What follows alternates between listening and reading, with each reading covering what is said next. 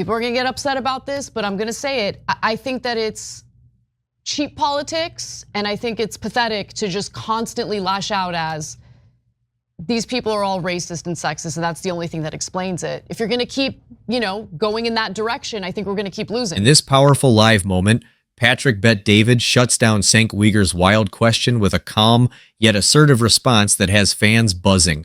On this intense episode of the PBD podcast, Patrick uses clear logic and unwavering conviction to dismantle Cenk's argument, leaving him with nowhere to go.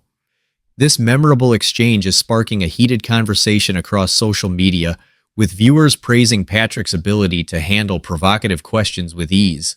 Watch as Patrick Bet David faces off with Cenk Uygur, proving why he's one of the sharpest voices in the game. Don't miss this gripping showdown that's taking the internet by storm.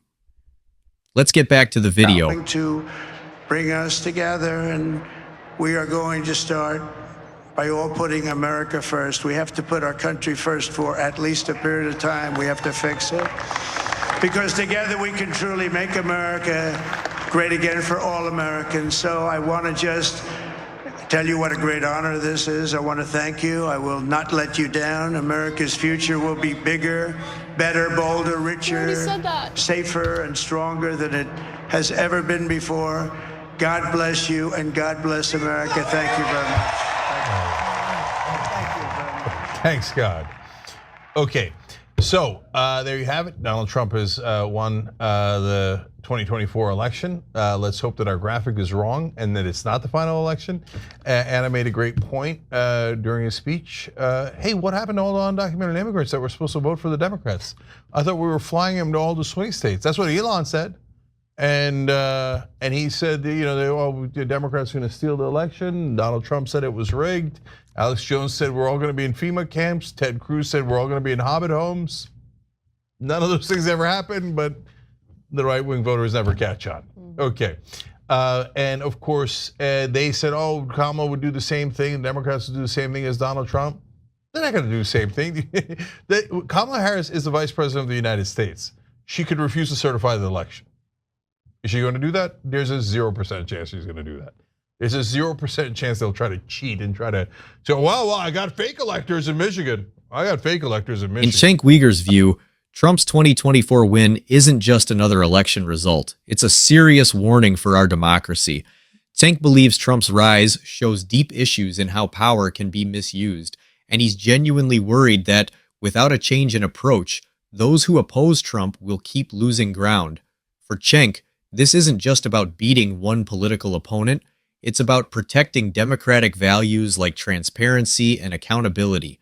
He's calling on people to shift strategies, focusing on building common ground and strengthening democracy itself to counter Trump's influence.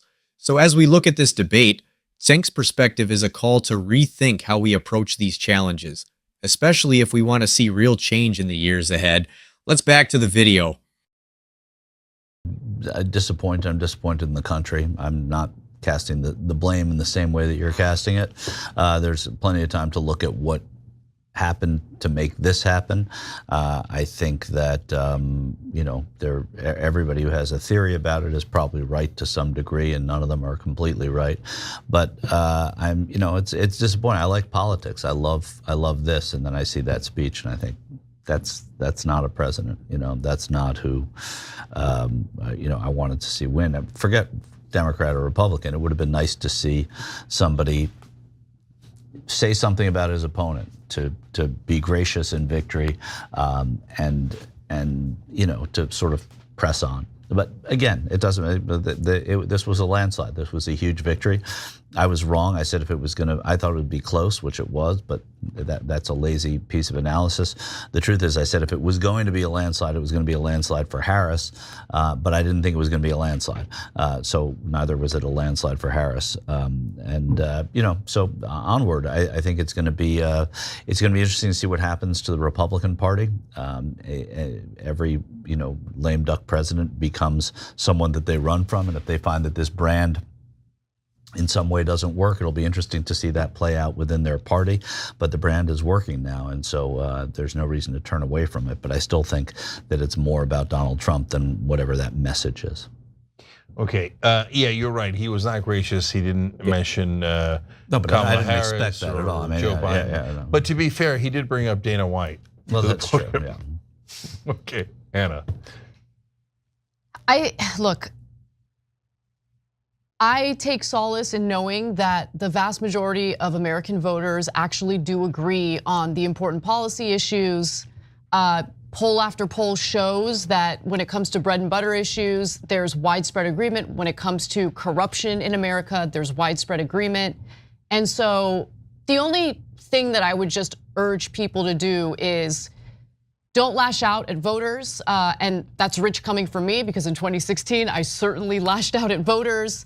And I think that was misplaced anger. You know, I just think that the reason why a message like we need to save democracy didn't work is because I don't think Americans feel well represented by our democracy.